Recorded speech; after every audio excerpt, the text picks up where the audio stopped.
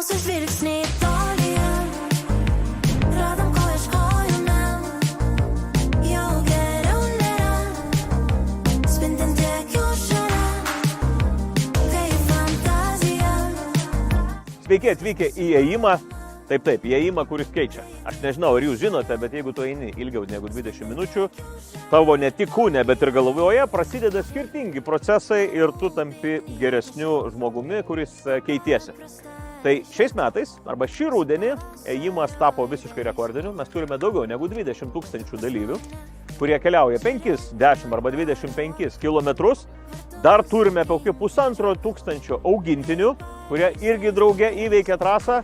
Ir kaip ir kiekvienais metais mes turime šaunę komandą drauge.